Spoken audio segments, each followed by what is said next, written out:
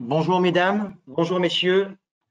Au nom de la société Inetum Software et du cabinet la MOA Acton Group, nous vous remercions d'être présents ce matin à ce webinaire. Donc, ce webinaire en fait s'inscrit dans le prolongement en fait du livre blanc que nous avons sorti en juin 2021 sur la gestion du temps et des activités, et notamment au cours de laquelle nous avons collaboré avec des cabinets d'AMOA qui sont justement des acteurs très importants sur un projet de GTA. Donc ce matin, ce que nous vous proposons, c'est un retour d'expérience, à la fois notre vision d'éditeur et aussi très important, la vision des cabinets d'AMOA qui justement participent à la réalisation de ce type de projet. Nous nous attacherons essentiellement à regarder deux phases très importantes dans un projet de gestion du temps et des activités. Une phase qui est la phase d'amont et une deuxième phase qui est la phase de déploiement, comme l'indique ici l'intitulé. Ce que nous vous proposons en termes de fonctionnement, nous allons dérouler la première partie qui sera la phase amont. Nous pouvons marquer une première pause afin qu'un certain nombre de questions soient posées par les participants. Et ensuite, nous attaquerons sur la deuxième phase, qui est la phase de déploiement. Et à ce moment-là, après la présentation, la discussion avec les intervenants, nous vous proposons à ce moment une deuxième batterie de questions. Et de toutes les façons, nous rediffuserons ce webinaire qui va être enregistré, et nous vous apporterons aussi, si jamais il y a des questions qui n'auront pas trouvé de réponse au cours de ce webinaire, nous récupérerons toutes ces questions et vous renverrons des réponses. Merci encore. Je vais laisser la parole donc aux deux intervenants. Monsieur Chazli Kaïk pour Inetum Software, donc qui est en charge au niveau du delivery, de l'accompagnement de nos clients, et Monsieur Florent Vidal, qui est le directeur de la Business Unit GTA au sein du cabinet Acton Group. Merci James. Merci. Bonjour à tous. Bonjour Florent. Je vais juste faire un petit focus sur Inetum. Je vais me présenter. Donc, comme l'a dit James, je suis responsable de notre engagement sur les offres de delivery GTA. Alors, qu'est-ce que ça veut dire? Ça veut dire que je travaille en étroite collaboration avec le delivery, l'avant-vente, le commerce. Et lorsqu'on reçoit un appel d'offres, ma mission, c'est de fournir la meilleure offre de service que l'on puisse faire par rapport à cet appel d'offres. Et quand je dis meilleure offre de service, c'est en termes de qualité, coût, délai. C'est toujours de fournir une offre engageante sur un périmètre. Donc, voilà l'objectif de ma mission. Avant que Florent, tu te présentes, je fais un focus sur Inetum et ensuite tu prendras le relais. Oui, très bien. Alors Inetum, je vais juste faire un focus sur le groupe. C'est 27 000 consultants dans le monde, dans 26 pays. C'est 6 activités, du conseil, du service applicatif, de l'intégration de systèmes, de l'outsourcing, du retail et du software, bien évidemment, et c'est cette partie software qu'on va détailler, et dont 7 secteurs d'activité principaux qui vont du service financier, de l'industrie, les télécoms, l'énergie. Voilà, on intervient vraiment dans plusieurs domaines d'activité. Si on se focalise sur la partie software, notre BU software, notre business line software, elle travaille sur des logiciels innovants. On est dans le top 10 des éditeurs français. On a plus de 1300 collaborateurs sur cette partie software. Et on a deux types principaux, je dirais, de logiciels. Des logiciels métiers qui sont destinés à des secteurs bien précis, comme la supply chain, l'assurance. Et puis des logiciels transverses. Et là, on va avoir effectivement le chronotime et la gestion des temps et des activités, ainsi que BDoc pour la partie digital document. Et si on va un peu plus précisément sur la partie GTA, donc ce qui est important de retenir, c'est qu'on est le premier éditeur dans les solutions GT chez les grands comptes. On a 800 clients en production. Donc on essaye effectivement de faire basculer tous nos clients qui sont en production actuellement, et beaucoup sont déjà sur la dernière version de Chronotime, notre dernier logiciel. On est 250 collaborateurs qui travaillent exclusivement sur la GTA, dont 3 grandes équipes, 3 grands services, un service recherche et développement, un service projet et un service support. Voilà pour une petite synthèse sur Inetom. Florent, je te laisse la parole. Donc, rebonjour à toutes et à tous. Donc, moi, je suis Florent Vidal, donc je suis le directeur de l'activité GTA de chez Acton. Donc, pour me présenter rapidement, donc je suis en charge de cette activité donc qui est exclusivement dédiée à l'expertise GTA et au projet GTA. Donc, de mon côté, moi, j'ai un parcours, j'ai 15 ans d'expérience exclusivement sur la GTA. Donc, j'ai fait un passage pendant 6 ans en interne chez des clients, puis j'ai eu quelques années chez un éditeur, et puis ensuite j'ai une trajectoire conseil, donc ce qui me permet, quand j'accompagne nos clients, d'avoir je pense une vision 360, voilà, de bien connaître un petit peu les différents univers. Et puis chez Acton, donc je suis en charge d'animer cette BU, c'est-à-dire le staffing des consultants, le management, prendre potentiellement la direction de certaines missions, d'organiser les partenariats avec les différents éditeurs du marché, voilà, et d'animer aussi le marché sur ces différentes phases, voilà, et de se tenir au courant aussi pour conseiller au mieux nos clients. Donc, concernant Acton, pour ceux qui ne nous connaissent peut-être pas, donc Acton Group, c'est un cabinet de conseil en RH et SIRH, donc on est exclusivement dédié à tout ce qui est autour des RH et SIRH, donc on a 20 ans d'existence. Acton, c'est plus de 350 consultants, c'est 45 millions de chiffre d'affaires, c'est 3 agences, donc une principale à Paris et une antenne à Lille et Lyon.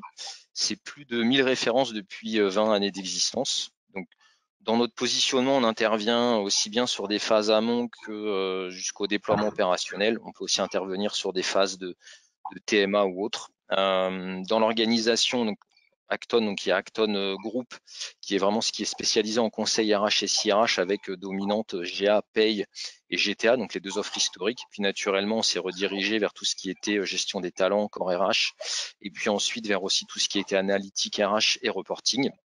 Et donc, on a en parallèle des filiales donc, qui nous permettent d'avoir un positionnement global lorsque l'on est sur des projets, donc avec Acton BI, donc qui est spécialisé en tout ce qui est analytique et big data, Kixi qui s'occupe de tout ce qui est marketing et marque employeur, et Acton Technology qui est sur tout ce qui est architecture et performance.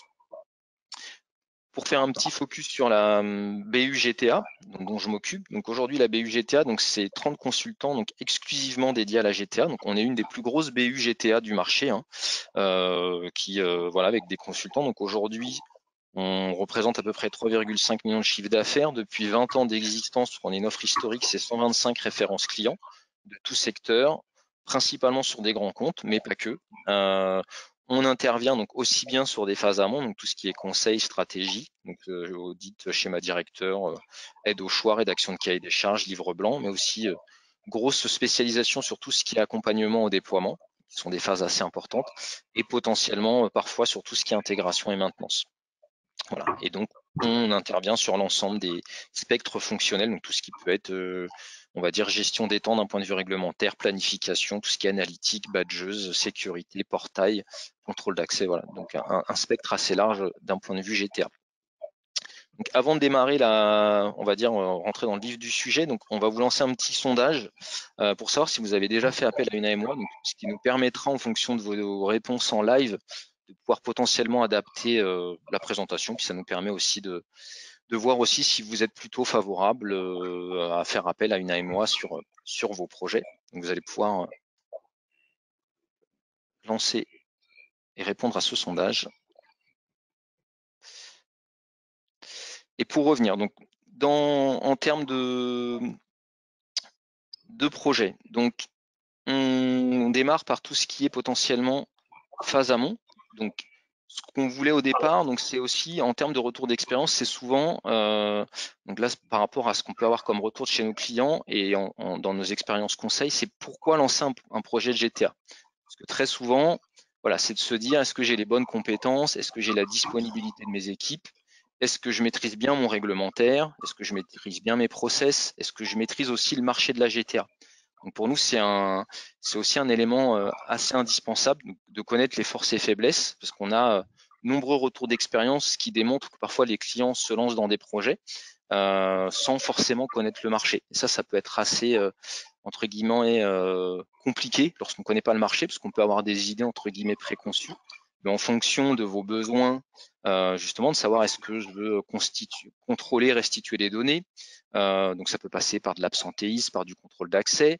Potentiellement, on peut avoir des clients aussi qui ont des solutions en place. Donc est-ce qu'on veut migrer, évoluer techniquement? Est-ce qu'on veut changer de solution? On peut avoir aussi des contraintes RGPD qui arrivent. On peut parfois avoir envie de rationaliser ses process. On veut aussi parfois digitaliser, c'est-à-dire ce qu'on retrouve beaucoup aujourd'hui en termes de GTA, c'est l'expérience collaborateur. C'est également aussi de mettre les managers au centre de la planification et au centre de leurs équipes. Et parfois, on veut aussi aller jusqu'à l'optimisation de la masse salariale. Donc, c'est autant de questions et autant de sujets voilà, qui démontrent que on a besoin dès le départ de bien connaître le périmètre décisionnel et qui peuvent vous interroger sur est-ce qu'il y a une utilité, est-ce que je souhaite me faire accompagner par une AMOA externe. Voilà. Et de nos retours d'expérience, voilà, c'est un petit peu la thématique globale de la présentation d'aujourd'hui. Et en tout cas, ce qu'il en ressort, parce qu'on intervient parfois en mode pompier, c'est qu'il vaut mieux faire appel à un cabinet d'AMOA plutôt trop tôt que trop tard. Parce qu'après, quand on intervient en mode pompier, ça peut être assez difficile. Donc, on va démarrer sur tout ce qui est phase amont. Donc, pour vous expliquer un petit peu la valeur ajoutée qu'on peut apporter sur ces phases. Donc, tout d'abord, pour simplifier et schématiser, une phase amont, généralement, elle se découpe en 4 phases principales. C'est-à-dire qu'on va commencer au départ, on va cadrer avec vous le projet. L'objectif, c'est de commencer à sécuriser votre projet. C'est-à-dire qu'on va déjà essayer de voir, on va dimensionner quels sont les besoins, quelle est votre trajectoire, ce que vous souhaitez faire. Parce que parfois, quand on commence un projet, on a nombreux intervenants, on a des acteurs métiers, on a des acteurs DSI, on va avoir des acteurs très opérationnels et c'est souvent l'ouverture à la boîte de Pandore. Donc la MOA, elle est là aussi. En cadrage, c'est de vous aider à bien le dimensionner. Et donc, ça permet de voir aussi voilà, votre trajectoire. Laurent, là-dessus, je me permets juste d'intervenir. C'est exactement ce que tu dis. Nous, on a besoin de comprendre le pourquoi de l'appel d'offres, le pourquoi du projet, et souvent, effectivement, lorsqu'il y a la MOA qui est présente, c'est bien explicité par rapport à un cahier des charges qu'on reçoit, on en reçoit plusieurs par mois. On voit que lorsque une AMOA est présente, il y a quand même une explication sur le pourquoi réaliste du projet par rapport à une liste complète de fonctionnalités, de besoins, voilà, sans stratégie. Ça, c'est un point fort pour nous. Je donne mon point de vue en tant qu'éditeur intégrateur, quoi, par rapport à... Et donc, dans effectivement ce besoin qui va aider l'éditeur ensuite, hein, le ou les éditeurs que vous allez consulter, effectivement, c'est aussi d'aller, parce que souvent quand on lance un projet, hein, je vous le disais, c'est l'ouverture à la boîte de Pandore, on veut harmoniser, on veut faire plein de choses. Donc nous, l'objectif, c'est aussi de cadrer, cadencer, parfois de vous proposer des lotissements, de se dire aussi ce qui peut être réaliste, parce que vous avez aussi parfois vos sponsors qui vont vous donner des objectifs en termes de date, en termes de déploiement. Et nous, on est un petit peu là aussi, parfois, je veux dire ça comme ça, on peut être le vilain petit canard qui va aller auprès de votre direction argumenter et de dire pourquoi on vous propose aussi ce cadrage, comment on peut aller vers quelque chose qui est réaliste. Parce qu'après, le risque aussi, c'est que parfois vous ayez des no-go de la part des éditeurs, alors qu'en fait, avec justement cette méthodologie qui est éprouvée, qui est bien maîtrisée, on vous permet d'aller vers le bon scénario et qui va amener aussi bien plus tard un respect budgétaire, financier, planning. Et l'idée, voilà, c'est vraiment d'analyser avec vous vos process, les différentes parties prenantes, qui vous voulez intégrer. Il y a énormément d'éléments où tout au départ, on va prendre entre guillemets toutes les composantes, ce qui va nous permettre ensuite de dérouler et d'aller vers la meilleure expression du besoin. Donc, ne serait-ce qu'aussi en maîtrisant ces 4 phases, c'est-à-dire qu'on va en même temps animer le marché. C'est-à-dire que dès le départ, on va aussi pouvoir vous donner des éléments pour vous dire, voilà, qui potentiellement peut répondre à votre besoin de par votre taille, vos objectifs, vos besoins, vos spécificités. c'est le rôle d'une AMOA. C'est vraiment ce qu'on fait sur ces premières phases. Et ensuite, une fois qu'on a bien cadré, qu'on a l'audit de l'existant, on va rentrer dans tout ce qui est rédaction, soit alors en fonction des demandes, parfois c'est un livre blanc, ou parfois ou un cahier des charges. C'est-à-dire que le livre blanc, on est plutôt sur un aspect réglementaire. Donc quand on disait aussi est-ce que je maîtrise mon réglementaire, parfois on voit qu'on n'est pas à jour, qu'il n'y a pas forcément de documentation. Donc l'objectif, c'est de vous aider, ne serait-ce que par des livrables préconstruits, à bien, entre guillemets, reprendre et avoir la maîtrise de votre réglementaire. Et ensuite, on va aller vers un cahier des charges où là, on va exprimer vos exigences. Et c'est à partir de là, on va pouvoir exiger et mettre en place des exigences aussi bien fonctionnelles, métiers, DSI, parce que aussi parfois, on s'inscrit dans une architecture. Et en fonction du nombre d'applications, il y a pas mal d'interconnexions qui peuvent être assez compliqué. Voilà. Et l'objectif, voilà, c'est aussi dans tous ces besoins, c'est-à-dire quand on va parler des besoins SI, métiers, opérationnels, c'est bien d'impliquer dès le début l'ensemble des acteurs. Parce que l'histoire aussi démontre que plus on implique en amont tous les opérationnels et tous les acteurs, plus ils vont être favorables aussi au changement et entre guillemets à pousser pour que le projet se déroule dans les meilleures conditions. Et notre objectif aussi. Sur un point, Florence, c'est effectivement d'avoir une priorisation, d'avoir un lotissement. Ça nous permet aussi, nous, comme tu l'as dit tout à l'heure, tu as dit il y a des instances de go-no-go que l'on fait. On reçoit beaucoup de dossiers, beaucoup d'appels d'offres. Et en fonction, je dirais, de la viabilité de la réponse, notre projet, nous, c'est de faire la meilleure réponse possible et en adéquation avec le besoin, mais des fois, on peut avoir des appels d'offres où on veut tout en 5 mois. Voilà, c'est pas possible. Et donc, si on sait qu'on ne sait pas y répondre, on n'y répondra pas. Alors, d'avoir un lotissement, d'avoir une priorisation, d'avoir quelque chose de viable, de réaliste, comme tu disais, ça nous permet, nous, de dire, OK, on va se positionner, on peut faire une réponse une bonne réponse par rapport à cet appel d'offres. Donc ça, c'est très important. Et effectivement aussi de vous accompagner dans ces phases, on a aussi parfois, parce qu'on a aussi sur certains dossiers des éditeurs qui veulent rentrer, et donc parfois on est là aussi pour canaliser et éviter aussi la réponse en disant entre guillemets je peux tout faire, je sais tout faire. Et parfois, voilà, c'est de vous réorienter aussi à ce niveau-là, parce que c'est aussi un risque. Et puis, on est là aussi pour vous donner potentiellement, avec notre connaissance du marché, les forces et faiblesses de chacun par rapport effectivement à toutes vos exigences. Parfois, on va vous dire, de par votre taille, les exigences, on va plutôt privilégier tel ou tel éditeur. Parfois, on peut aussi faire entre guillemets, des composantes, de dire un est plus sur la partie gestion des temps, puis après, il peut y avoir la partie planification qui est parfois une spécificité. Parce que ça aussi, quand on exprime le besoin, c'est encore des exemples assez récents. Quand on commence à aller vers de la planification optimisée et quand on ouvre justement à des opérationnels, entre guillemets, l'ennemi numéro 1, c'est Excel. Et voilà. Et quand on commence à rentrer dans des expressions de besoin en termes de planification, on est là aussi pour parfois dire est-ce qu'on est dans de la planification très optimisée ou est-ce qu'on est sur de la planification simple. Donc ça change aussi parfois le dimensionnement de votre projet, puisque entre guillemets la planification c'est aussi quelque chose de très spécifique en GTA. Voilà. Et donc l'idée, voilà, c'est vraiment aussi à travers ces rédactions, c'est d'avoir en tout cas l'expression de besoin la plus précise pour vous et pour l'éditeur. Et puis ensuite, on vous emmène sur tout ce qui est élaboration du dossier de consultation. Donc c'est de voir aussi, on cadence avec vous le planning, c'est de voir comment est-ce que vous allez ensuite préparer votre consultation, comment vous allez potentiellement consulter les éditeurs, combien vous allez potentiellement faire de rounds, est-ce que vous voulez une de soutenance, ce que vous attendez. Et l'objectif, c'est de vous emmener très souvent, c'est vers le planning. Vous dites, par exemple, nous, on décide qu'à fin décembre 2021, on veut avoir choisi notre solution. Donc, on vous emmène sur ces phases-là et on vous amène aussi pour un choix, entre guillemets, qui est le plus adapté à votre contexte et à votre besoin. Et que vous soyez serein, entre guillemets, sur votre choix, parce que parfois, changer d'outil, choisir une nouvelle solution, il y a quand même des enjeux assez importants. C'est de vous amener des livrables assez structurants, ne serait-ce qu'aussi par des grilles d'analyse qui vont vous permettre par la suite effectivement de bien challenger, aussi bien que ce soit sur des critères prix, sur des critères. Aujourd'hui, on a énormément de critères SI, sur des critères méthodologiques attendus et aussi sur tous les besoins. Et justement, ces grilles de réponse fonctionnelles et techniques et des grilles de notation, nous, on est là pour vous aider et ensuite aller présenter à vos sponsors et potentiellement à votre direction générale le choix que vous avez fait. Voilà, entre guillemets, ce qu'on peut amener d'un point de vue AMOA sur des phases amont.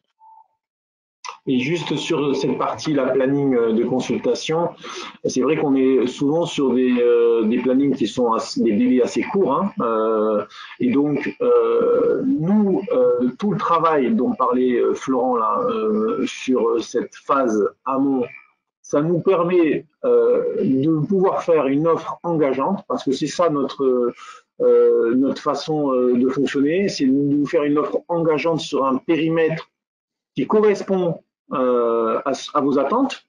Et là-dessus, l'AMOA, sur les exigences fonctionnelles, ils ont énormément d'expérience, mais aussi sur la partie delivery, ils peuvent vous conseiller sur la façon de délivrer aussi le projet, parce que toute la partie produit, c'est sûr que c'est la priorité une, il faut que le produit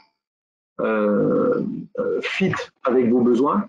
Et il y a une deuxième partie, et on insiste là-dessus souvent nous, parce que c'est la partie mise en œuvre. Il faut aussi que la méthodologie de mise en œuvre fit aussi avec votre façon de travailler dans le projet. Et ça, on apprécie particulièrement lorsque l'AMOA a bien sensibilisé le client sur ce second point également. Et nous, finalement, ça nous permet de faire une offre engageante en termes de chiffrage et de planning. Et derrière, vous avez une maîtrise de votre budget et de votre planning. Voilà.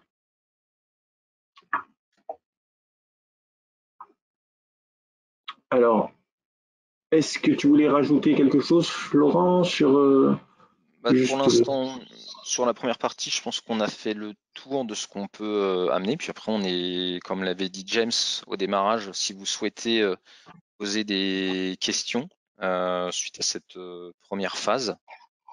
Oui, on peut marquer une petite pause de 2 minutes et puis donner la possibilité effectivement aux auditeurs de poser quelques questions. N'hésitez surtout pas, messieurs et mesdames, hein, c'est l'occasion et c'est l'exercice. Ou alors, écoutez, on le fera plus tard, mais voilà, laissons-nous peut-être un peu le temps s'il y a des questions au niveau de l'auditoire. Y a-t-il des questions? Vous m'entendez? Oui, ça y est. Oui.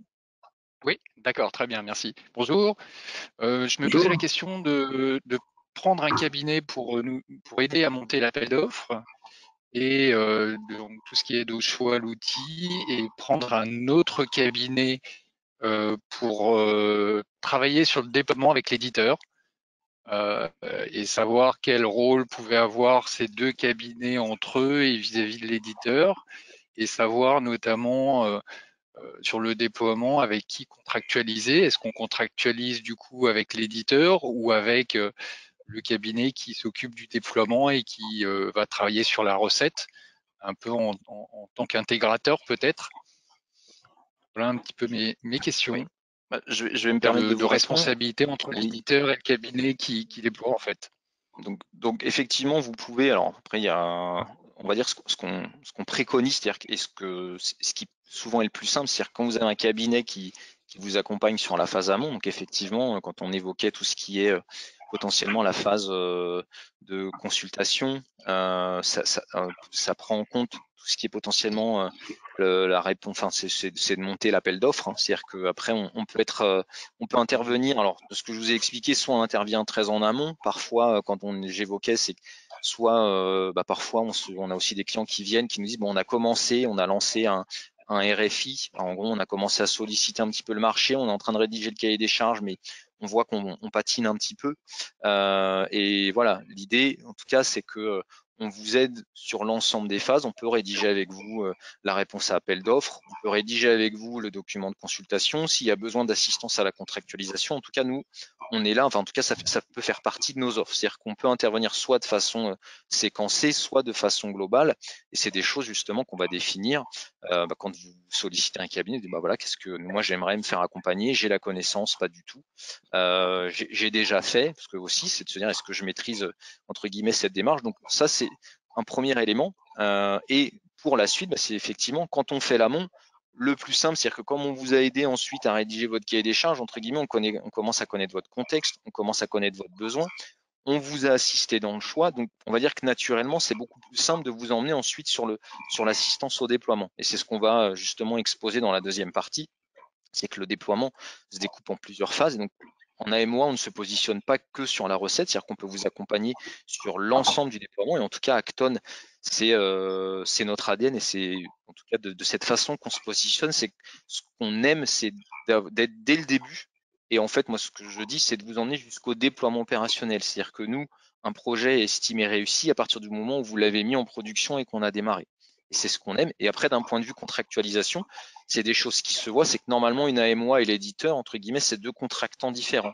Et si on schématise, l'AMOA, elle est plutôt côté client. C'est-à-dire que nous, on va être aussi bien, parfois, on peut avoir aussi des distinctions, métier, DSI.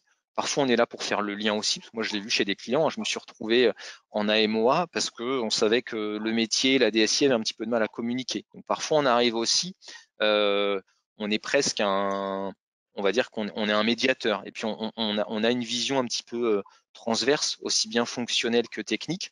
On a énormément de consultants qui ont ce double bagage.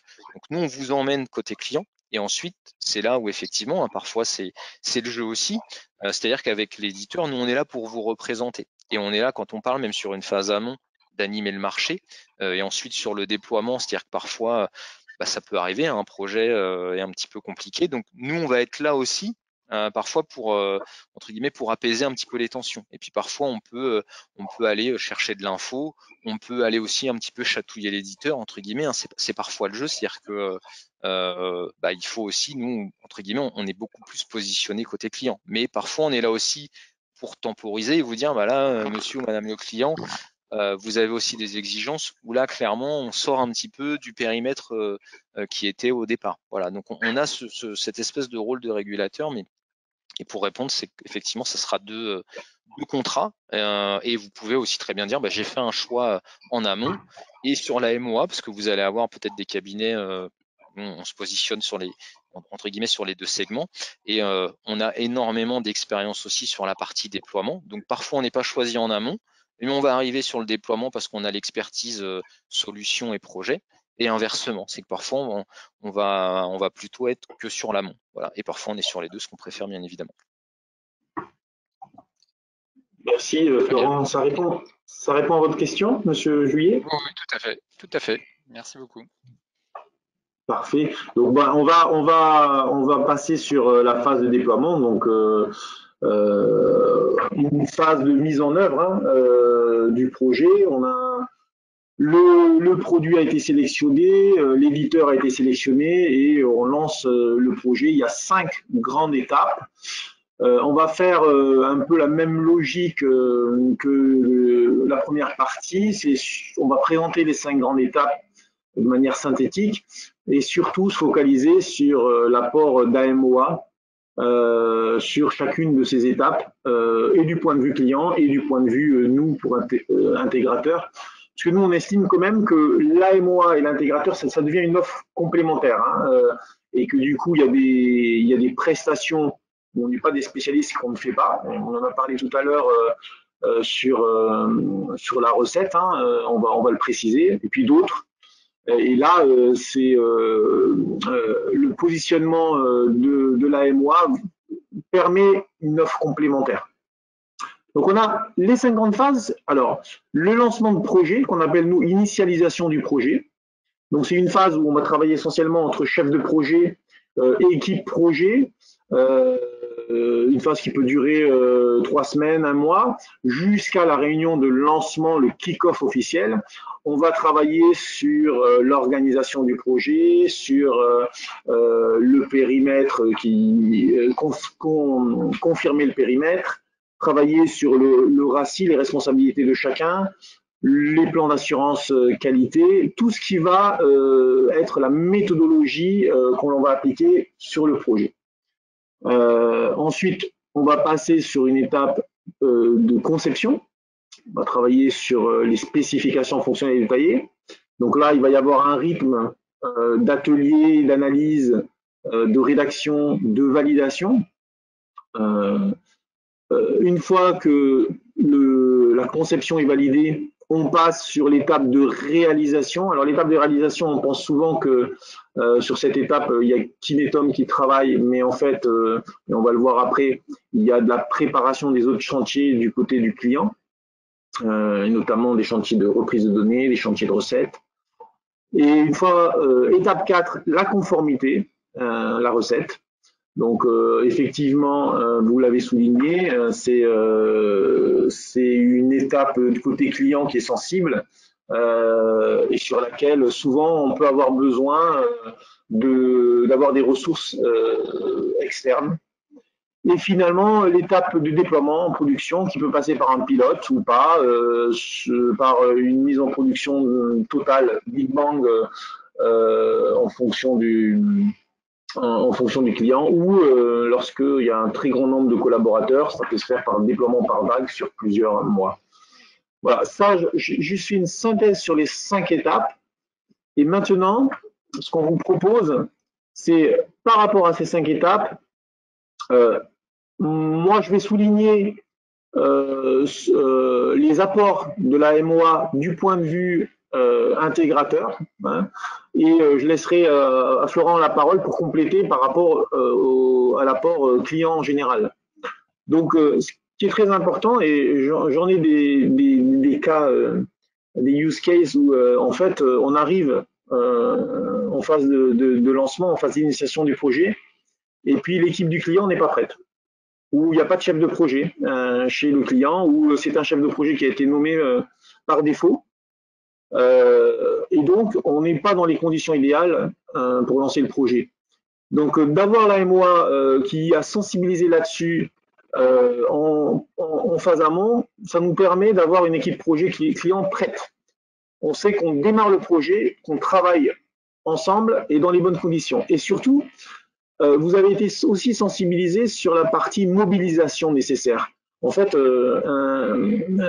un projet de GTA, c'est souvent un projet complexe et il faut une certaine mobilisation, il y a un certain rythme à avoir. Et donc, dès le premier mois, cette mobilisation est nécessaire. Et puis, troisième point, on va cadrer le projet. Plus on cadre le projet, plus le déploiement, la mise en œuvre, elle est opérationnelle, elle est efficace. Et en cadrage du projet, les conseils d'une AMOA, l'expérience, ça nous permet rapidement de se caler sur une stratégie, en fait.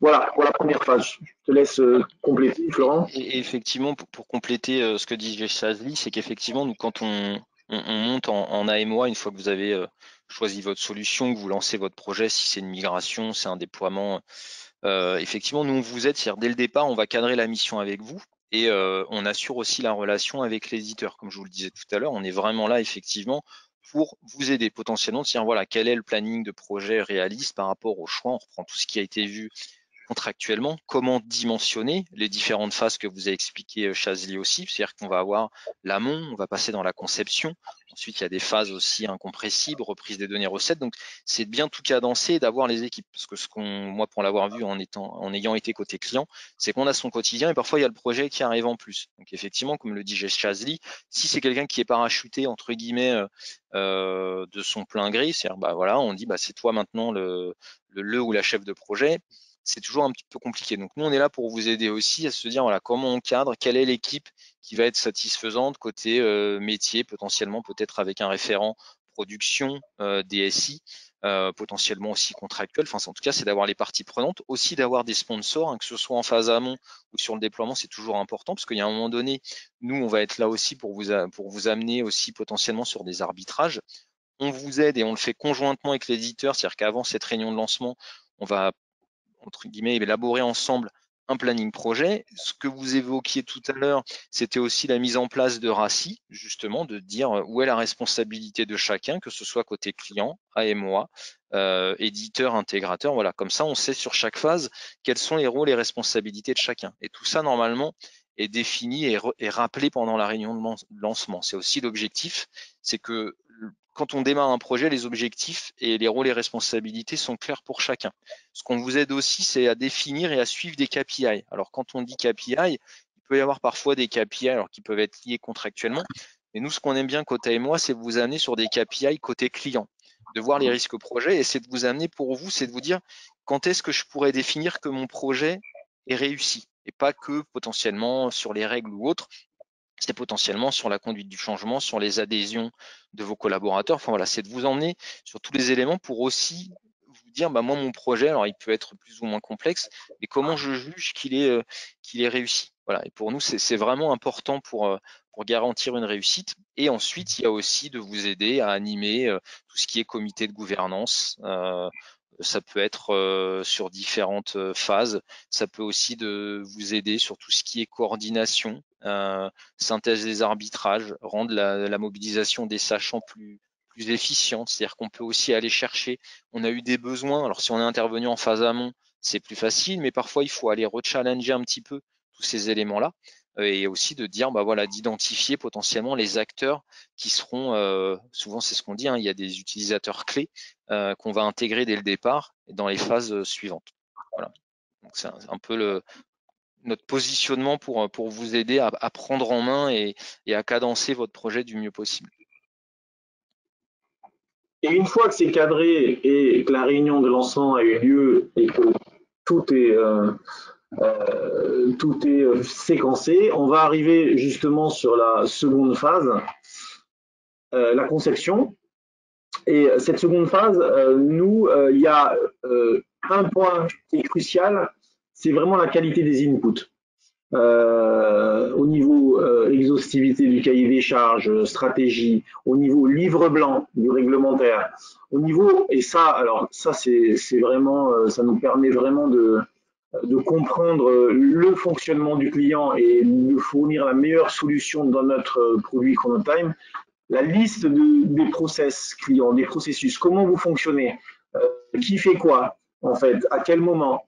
Donc ça, c'est un premier point, c'est la qualité des inputs. Deux, c'est on va rentrer dans un rythme soutenu d'analyse, d'atelier d'analyse avec de la rédaction, des validations à faire.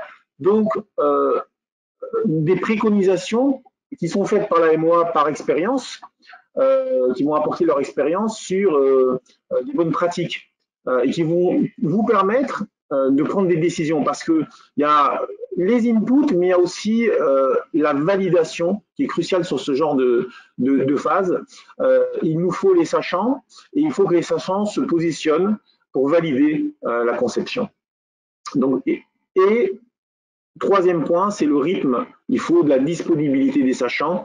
Et ça, là-dessus, le cabinet AMOA, il a prêché la bonne parole. Il sait dimensionner cette phase de conception et il sait qu'il va falloir impliquer les interlocuteurs là-dessus.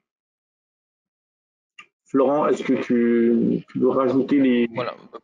Pour compléter, effectivement, nous, ce qu'on vous apporte, c'est tout au long de la phase de conception, quand on va analyser comment modéliser votre solution, c'est qu'effectivement, nous, on va vous apporter toutes les préconisations, potentiellement nos connaissances de la solution, du marché, des règles clients, c'est-à-dire de se dire potentiellement ce qu'on a pu faire. Donc parfois aussi par rapport à ce qu'on a pu voir chez d'autres clients sur la même solution, c'est là en fonction du chef de projet ou consultant qu'on a en face.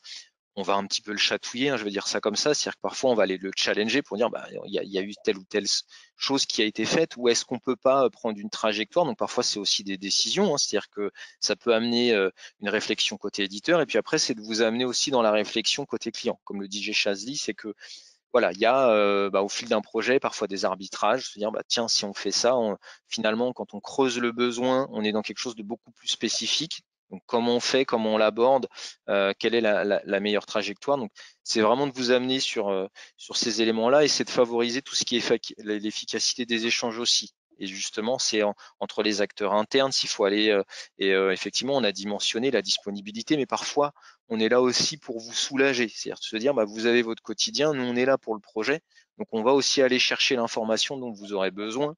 On va aller challenger les processus. On va vous aider dans la relecture de toute la documentation. Et justement, parfois, ça va être d'apporter nos remarques et que, en gros, l'objectif, c'est qu'à la fin de cette phase, vous signez entre guillemets un premier PV de validation qui fait qu'on est tous alignés et on peut ensuite embrayer sur les phases suivantes. Et donc, en embrayant sur les phases suivantes, on arrive sur la phase de réalisation. Alors, effectivement, sur cette phase, nous, Inetom, on va commencer à réaliser le produit, à réaliser le paramétrage, le développement. Mais en parallèle, il y a du travail côté client, et notamment sur toute la partie préparation du chantier reprise de données et préparation du chantier recette. À partir des spécifications que l'on aura actées, vous allez commencer à travailler vos cahiers de recettes, vos plans de recettes. Et c'est vrai qu'à ce moment-là, tous les clients n'ont pas l'expérience,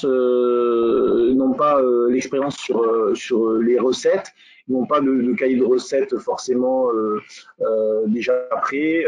Donc, c'est un travail non négligeable et c'est un accompagnement possible par la MOA.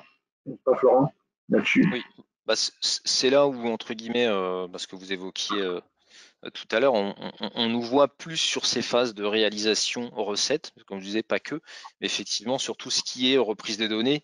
Nous, on va vous aider à cadrer, coordonner votre stratégie de reprise des données. On peut vous apporter aussi des exemples de livrables, toute la méthodologie.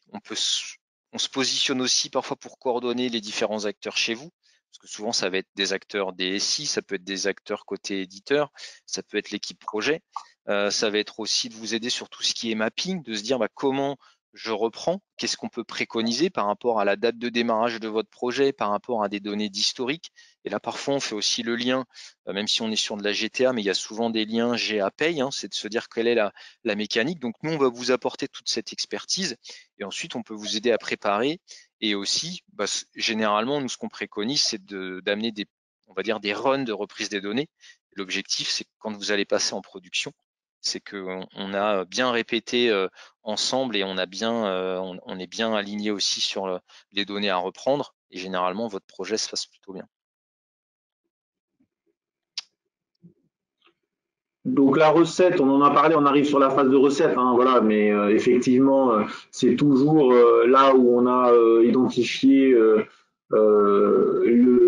l'apport de la MOA, parce qu'on sait que c'est une phase très sensible pour le client et du coup sous la responsabilité du client.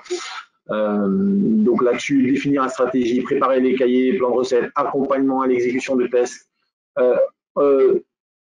Cette phase-là, il faut qu'elle soit préparée au cordeau pour qu'elle puisse se tenir sur un délai raisonnable. En fait, beaucoup de projets dérivent sur cette phase-là parce que du côté client, on n'avait pas anticipé forcément la charge de cette phase-là, la mobilisation et je dirais le rythme. Une bonne phase de recette pour nous sur un projet moyen, c'est 10 semaines. En fait, c'est 2 mois et demi. Voilà. Pour nous, c'est le timing idéal. Mais pour tenir dans les 10 mois et demi, il faut vraiment que ce soit préparé, parce que ça vous permet de faire une recette et en même temps d'absorber votre quotidien. Parce que voilà, on sait que les gestionnaires RH, les gestionnaires de paye, tous ceux qui vont participer à la recette ont un quotidien chargé. De les maintenir sur une durée de plus de 2-3 mois, c'est compliqué. Donc, il faut mettre toutes les chances de son côté et c'est avec une préparation au cordeau de cette phase. Est-ce que tu veux rajouter des choses, Florent, là-dessus? Oui, enfin, pour compléter rapidement, effectivement, notre rôle, c'est de vous aider dans tout ce qui est stratégie, parce que on va dire de façon assez naturelle, l'éditeur se positionne, lui va faire sa recette entre guillemets un petit peu unitaire et solution. Et nous, on est là pour aller justement sur ce qu'on a pu voir, sur les aspects règles, sur les spécificités clients. Ce qu'on a identifié, c'est aussi de vous aider à préparer les cahiers de recettes, parce qu'on peut avoir des choses, on va dire, assez standards, mais nous, on est là pour vous amener sur les cas un peu spécifiques et de vous amener vraiment cette méthodologie, comment potentiellement rédiger vos cahiers, les différents scénarios à envisager. On peut utiliser aussi des outils qui vont nous aider à cadencer la recette, à la piloter, parce que c'est aussi important. Comme le disait Chazli, c'est une des phases qui va dimensionner le projet. Et puis, c'est la phase qui fait que très souvent, les relations peuvent se tendre. Et c'est parfois des incompréhensions entre clients et éditeurs. Donc, nous, on est là justement pour vous rassurer. Et puis, parfois, on peut être là aussi pour vous amener un petit peu de task force, parce que en fonction de la durée, effectivement, d'avoir des ressources à plein temps pendant 2 mois et demi, parce que très souvent, c'est quand même, c'est aussi assez chronophage. Nous, on est là aussi, c'est-à-dire qu'on peut vous amener des dispositifs un petit peu spécifiques pour muscler et s'assurer qu'effectivement, enfin, l'objectif final, c'est de se dire que tous les cas ont été testés. On va forcément partir de cas, entre guillemets, un peu génériques, et puis ensuite, on va aller vraiment sur des cas très spécifiques, de sorte à se dire que lorsque vous allez passer en production, l'objectif, c'est qu'il y ait eu le plus de spécificités traitées. Comme ça, il y aura moins de surprises. Parce que ça, on a le cas aussi. Moi, j'ai déjà vu des clients qui ont un peu minimisé cette phase et en fait, on refait la recette en phase de production. Et là, c'est compliqué parce qu'on en revient à d'autres éléments. C'est l'acceptation par les utilisateurs. On s'aperçoit aussi souvent que une solution qui est mal acceptée, c'est une solution qui a été mal recetée. Voilà, donc nous, on est là et on prépare des phases qu'on va évoquer. C'est effectivement tout ce qui est déploiement et conduite du changement. Entre guillemets, ça se prépare déjà et ça permet aussi parfois d'amener certains utilisateurs de commencer à leur faire voir la solution. Voilà, et de mettre les mains dedans parce que souvent il y a de l'impatience. Un projet, ça peut être long. On fait rarement un projet en 2 mois. Donc on a envie de voir. On a envie de voir aussi tout ce qu'on a travaillé. Donc l'objectif, voilà, c'est vraiment de vous amener. Là, c'est vraiment de l'expertise, des livrables de qualité et aussi de s'assurer que, en gros, la solution qui a été réalisée est conforme à vos attentes et ensuite qu'on puisse aller vers les différentes phases suivantes.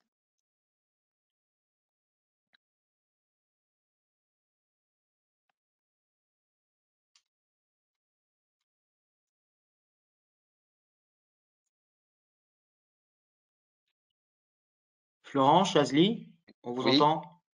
Ah, d'accord. Je crois que Chazli a un petit souci de connexion. Je le vois figé. Je vais continuer, c'est pas grave. Donc effectivement, si on parle des… Ah bah voilà, Chazli est revenu. Les testeurs clés, ils aient validé la solution et qu'il n'y ait pas de surprise en production. Alors, pour nous, sur cette phase-là, et sur la phase de recette, j'ai oublié de dire, mais je vais le rajouter, on propose toujours, nous, une assistance Inetom, mais c'est pas, on n'est pas, c'est difficile de faire la recette. C'est vraiment le rôle de la MOA avec vous. Nous, c'est de l'assistance pour que vous montiez en compétence très rapidement sur l'outil, que vous soyez autonome. Mais notre rôle n'est pas, sauf cas exceptionnel, de faire la recette à votre place. En fait, voilà. Alors que ce que propose la MOA, c'est exactement de pouvoir faire la recette avec vous, d'être du point de vue client. Sur le déploiement production, ce qu'on peut noter, nous, c'est effectivement un accompagnement au changement, puisque c'est un chantier côté client et un chantier important, avec de la documentation utilisateur, de la rédaction de documentation utilisateur, du déploiement de formation en interne si besoin. Et puis, point non négligeable, c'est le passage du mode build, du mode projet au mode run, donc avec forcément quelques mois où l'activité de support niveau 1 pour les référents, ceux qui auront été référents du côté client, vont avoir pas mal de charges parce qu'il y aura beaucoup de questions, il y aura beaucoup de retours, donc il faut organiser cela et en termes de disponibilité. Et si vous constatez effectivement qu'il y a un besoin, et ben là, moi peut être là pour absorber cette partie-là. Florent, je te laisse la main si tu voulais rajouter quelque chose sur cette phase. Sur cette phase, et notamment sur la conduite du changement, nous, entre guillemets, ce qu'on vous apporte, c'est d'aller vers, entre guillemets, on va vraiment prendre vos spécificités et on va adapter tout ce qui est support à votre contexte. C'est-à-dire que parfois, on est sur des supports un peu génériques en fonction des populations à former. Nous, on est là pour vraiment personnaliser tout ce qui est support. On peut aussi former certaines populations d'utilisateurs parce qu'on connaît aussi les solutions. Donc on est là pour vous aider parce qu'en fonction de la taille, parfois on a énormément d'utilisateurs. Alors aujourd'hui on peut utiliser du e-learning, il y a plein de modes différents pour se former. Mais voilà, nous on est là pour vous aider sur toute cette documentation, potentiellement s'il faut mettre en place tout ce qui est mode opératoire, vous aider sur tout ce qui est action de communication, se servir aussi de nos Rex clients. Et on va vous amener ensuite, c'est une fois qu'on a bien travaillé cette conduite du changement, et la conduite changement, entre guillemets, on en parle vers la fin, mais pour nous, c'est une étape qui se prépare vraiment dès le cadrage, hein, c'est-à-dire que c'est tout au long du projet. Il y a vraiment des choses à prendre en compte, il ne faut pas non plus la négliger pour qu'un projet soit réussi et avoir l'acceptabilité de vos utilisateurs.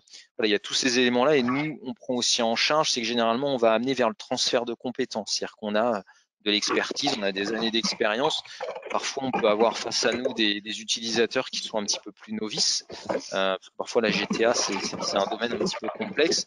Donc, nous, on est là aussi pour vous aider sur tous ces sujets-là. Voilà, d'amener le transfert de compétences. Et sur la phase de mise en production, c'est de vous aider aussi sur tout ce qui est plan de bascule, de savoir comment je vais basculer du mode projet vers la mise en production et parfois d'aller aussi jusqu'à un support utilisateur, de sorte à ce que on sait que quand on déploie, il y a toujours plein de questions. Là, on arrive, c'est-à-dire que parfois, tant qu'on est en mode projet, on y fait face, mais quand on est en production, on a plein d'utilisateurs qui ont eu des formations, mais parfois, on n'a pas trop eu le temps d'utiliser autres.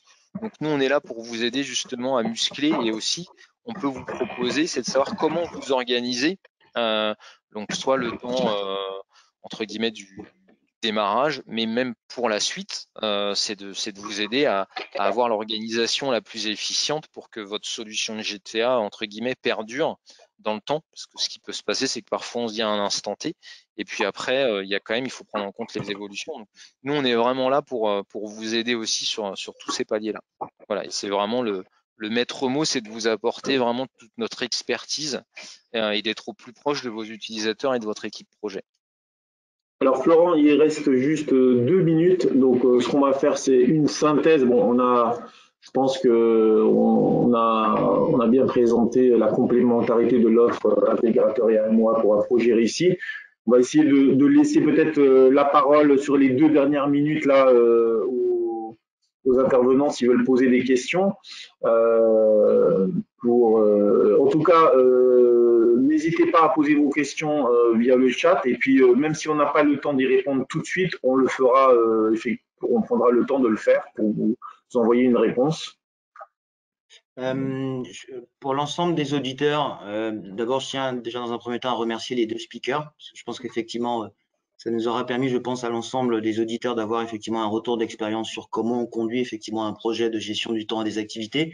Ce que nous proposons en fait à l'ensemble des auditeurs, c'est dans un premier temps, on va vous envoyer une première question qui va nous laisser un peu le temps aussi à nos speakers peut-être de faire une petite pause de 1 minute pour reprendre leurs esprits. L'idée de cette question, c'est effectivement de comprendre un peu effectivement quel est votre besoin à moyen, long ou court terme sur ce type de sujet. Et ensuite, on va prendre l'ensemble des questions que vous nous donnez. Et sur cet ensemble des questions, ce que nous vous proposons à ce moment-là, c'est d'y répondre au maximum. Alors, c'est vrai qu'il est 12h15, mais s'il faut, on se laissera 20 minutes pour y répondre. Mais surtout, l'ensemble des questions que vous nous poserez seront effectivement reprises pour être ensuite redonner dans le cadre du retour que nous vous ferons sur les participants avec le document qui vous sera proposé, un lien vers notre livre blanc de GTA, de telle sorte qu'à ce moment-là, l'ensemble des questions aient pu être répondues si elles n'ont pas pu se faire là, mais elles le seront a posteriori. D'accord? Alors, pour Chazely et Florence, ce qui est très intéressant, c'est qu'effectivement, la population de personnes que nous avons effectivement aujourd'hui